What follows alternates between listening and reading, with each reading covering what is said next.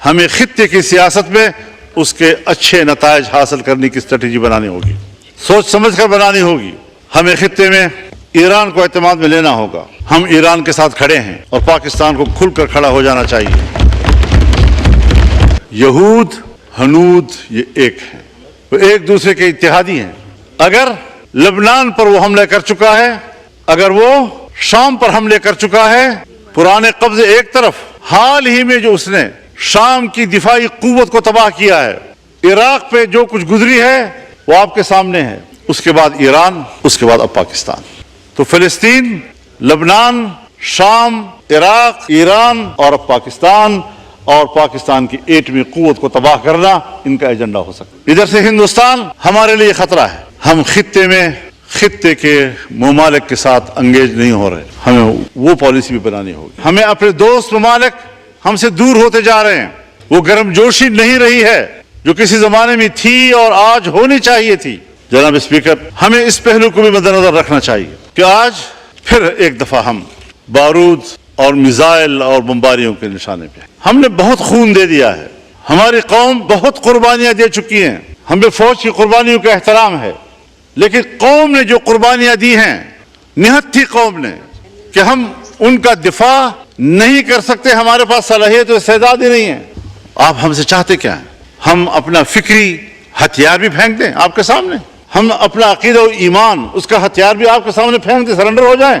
میں اعلان کرتا ہوں کہ اگر ریاست کے ذمہ داروں کو، حکمرانوں کو اس قسم کے ایجنڈا قبول و منظور ہے تو پھر آپ کی اس سوچ کے خلاف میں اعلان جنگ کرتا ہوں۔ اور ابھی تک میرے مسلمان بھائی کا خون پی پی کر صہیونی درندوں کا پیاس نہیں بجھ رہا، مسلسل بمباریاں جاری ہیں۔ جہاں پر صہیونی مرتا ہے، جہاں پر مودی مرتا ہے، اس سے تو ان کو تکلیف ہو رہی ہے، لیکن اگر ایک غریب مسلمان، غیر مسلح مسلمان، چھوٹے چھوٹے بچے، خواتین، بوڑھے بزرگ، ان کا خون بہہ رہا ہے، پورا شہر ملبے کا ڈھیر بن گیا ہے، اس کا کسی کو احساس نہیں ہے۔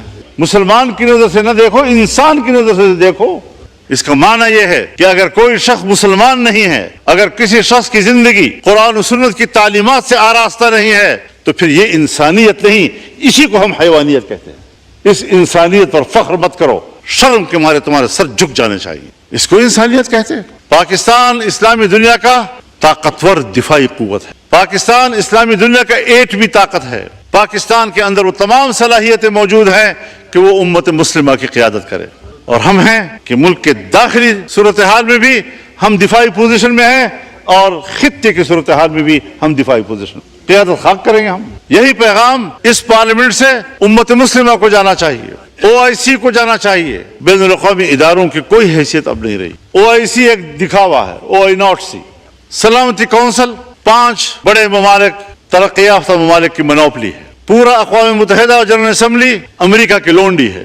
جب وہ چاہیں ہماری سیاست پر بھی قبضہ کر لیں، ہم سے قانون سازی کا حق بھی چھین لیں، ہم ان کے دباؤ پر قانون سازیاں کرتے رہیں، معیشت ان کی خواہشات کے تابع کریں، کب ایک طاقتور ملک کی حیثیت اختیار کریں گے ہم؟ ایران اگر اسرائیل کو جواب دے رہا ہے تو ایران کے ہاتھ روکے جاتے ہیں، اگر پاکستان انڈیا کو جواب دیتا ہے تو پاکستان کے ہاتھ روکے جاتے ہیں، لیکن اگر وہ مسلمانوں کا قتل عام کر رہا ہے تو ان کو کھلی چھٹی دی جاتی ہے۔ ہندوستان کے مسلمان کا قتل عام ہوا اسی مودی کے ہاتھوں، یہ مسلم دشمن۔ جب آپ بنگال میں لڑ رہے تھے تو قوم آپ کے ساتھ نہیں تھی، تو نتیجہ کیا نکلا؟ آج آپ لڑے اور قوم آپ کے ساتھ تھی تو نتائج کیا سامنے آئے؟ اگر ہماری دفاعی قوت اپنی آئینی اور پیشہ ورانہ ذمہ داریوں کو پورا کرتی ہے اور خود کو وہاں تک محدود رکھتی ہے، قوم کل بھی ان کے ساتھ کھڑی تھی، قوم آج بھی اس کے ساتھ کھڑی ہو۔ لیکن سوالات دو ہیں، کیا ہماری اسٹیبلشمنٹ اپنی ذمہ داریوں تک محدود ہے؟ کیا دفاع کے علاوہ ملک کی سیاست کو وہ کنٹرول نہیں کر رہے؟ کیا ہماری پارلیمنٹ کو وہ کنٹرول نہیں کر رہے؟ اگر وہ نہ چاہیں، پارلیمنٹ کے سپریم ہونے کے باوجود میری تقریر باہر نہیں جا سکتی، گیلری میں بیٹھے ہوئے صحافی جو آپ کے اسی اسکرین کو دیکھ کر اس سے خبریں لیتے ہیں وہ بند کر دی جاتی ہے، تو پھر آپ بتائیں کہ یہ پارلیمنٹ اور یہ حکومت کیسے ساورن ہے؟ دوسرا سوال یہ پیدا ہوتا ہے کہ اگر ہم 3 یا 4 گھنٹوں میں ہندوستان کی طاقت کو اور اس کے غرور کو خاک میں ملا سکتے ہیں تو 40 سال سے ملک کے اندر ہم عسکریت پسندی کے خلاف لڑ رہے ہیں، اس کے خلاف ہمیں کامیابی کیوں نہیں مل رہی ہے؟ بد امنی، عسکریت پسندی، دہشت گردی، جو بھی آپ اس کو نام دیں، آج ہم اسے ایک سیاسی ٹول کے طور پر استعمال کرتے ہیں، آج ہم اسے ایک سیاسی ہتھیار کے طور پر استعمال کر رہے ہیں۔ میں آپ کو بتانا چاہتا ہوں کہ ہمارے 2 صوبوں میں حکومتی رٹ موجود نہیں ہے۔ یہ اعادہ کر رہا ہوں، یہ نہیں کہ پہلی مرتبہ کہہ رہا ہوں۔ اگر 2 صوبوں کے اندر حکومتی رٹ ہی موجود نہیں ہے تو ہم کس چیز کے شادیانے بجا رہے ہیں؟ ہم اپنے ملک میں بھی محفوظ نہیں ہیں اور دنیائے اسلام بھی محفوظ نہیں ہے۔ ان تمام تر حالات میں ہماری قانون سازیاں اپنے ڈرافٹ کے اندر چیخ چیخ کر خود بتلاتی ہیں کہ اس قانون کے پیچھے کس کا پریشر ہے۔